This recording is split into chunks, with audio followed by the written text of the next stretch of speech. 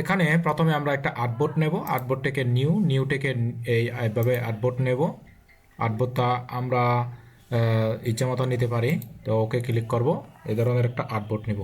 ওকে, তো আর্টবোর্ড নেওয়ার পরে আমরা এখন কি করব, একটু জুম করব। তারপর আমরা এখন যাব কোথায়, রেক্ট্যাঙ্গেল টুল। এই রেক্ট্যাঙ্গেল টুল থেকে এইভাবে ক্লিক করব।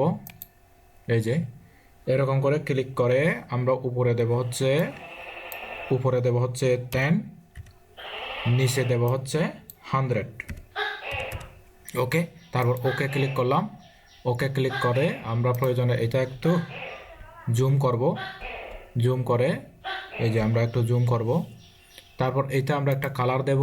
কোন কালার দেব, আমরা যেই কালারটা দিব সেই কালারই হয়ে যাবে। ওকে, এই যে আমরা এই কালারটা দিলাম। আচ্ছা, এই কালারটা দেই। ওকে, এই কালারটা দিলাম। প্যাটার্নটা কিন্তু এই কালারই হবে।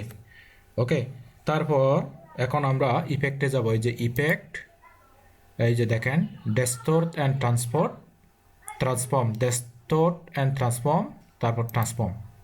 ওকে, ডেস্টোর্ট অ্যান্ড ট্রান্সফর্ম ক্লিক করে এই যে ভার্টিক্যাল, এখানে আমরা ভার্টিক্যালে দেব কোথায়, কত দিব, 28। ওকে, তারপরে আমরা এই যে অ্যাঙ্গেল, এটা যেভাবে আছে সেভাবে থাক।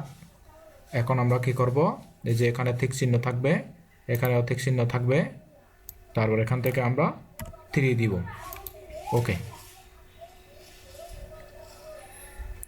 ওকে, আমাদের এইটা একটু ইয়ে হয়েছে। আমরা আরেকবার যাচ্ছি ইফেক্টটাকে ডেস্কটপ অ্যান্ড ট্রান্সফর্ম। তারপর আমরা এই যে এখানে এখানে যাব,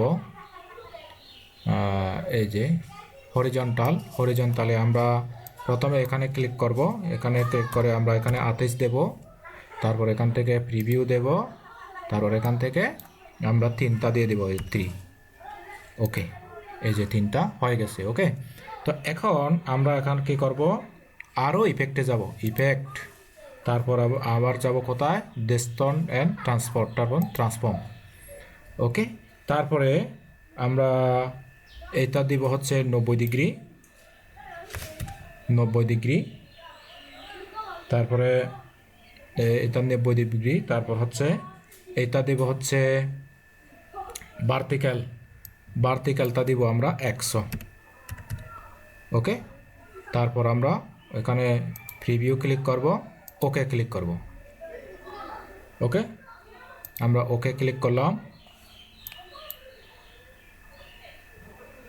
ওকে, আমরা আরও ব্যাক যাই, আমরা আর একবার দেখি ইফেক্ট থেকে ডেস্কটপ অ্যান্ড ট্রান্সফর্ম ক্লিক করব। তারপর আমরা এখান থেকে প্রিভিউ দিব। তারপর আমরা কি করব, এখানে দিব হচ্ছে ভার্টিক্যাল, আমরা হরিজন্টাল দিয়েছি, এখানে দিব ভার্টিক্যাল দিব হচ্ছে 100।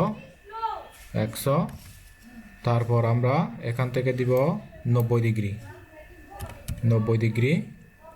তারপর আমরা কপি এখানে দরকার নাই। আচ্ছা, 3 কপি দিয়ে দিই, এখানে 3 কপি দিয়ে দিই, 3। ওকে, তারপর ওকে।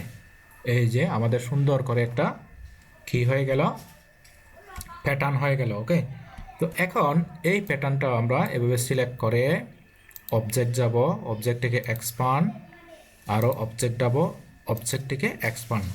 ওকে, তো আমরা সুন্দর করে একটা পেয়ে গেলাম। ওকে, তো এখন আমরা আবার অবজেক্টে যাব, অবজেক্টে গিয়ে তারপর আমরা কি করব, মেক প্যাটার্ন মেক যাব, এখানে ক্লিক করব। এই যে এখানে ডাউন শো এগেন, এখানে ক্লিক করব। এই যে এখানে কিন্তু, আচ্ছা সরি, আমরা কোথায় যাব, অবজেক্ট থেকে প্যাটার্ন মেক। ওকে, এখান থেকে আমরা একটু কমাবো বাড়াবো। এখানে আমরা 198, এখানে আমরা দিব হচ্ছে 199। ওকে, তারপর আমরা কি করব, এই যে এখানে ডান লেখা আছে, এই ডান এখানে ক্লিক করব। তো ডান ক্লিক করলাম। এখন আমরা কোন ধরনের এই প্যাটার্ন করতে চাই, আমরা যদি এখন এই যে ইলিপ টুল একটা যদি নেই, ইলিপ, আমরা একটা ইলিপ নিচ্ছি, এই যে ইলিপ নিলাম।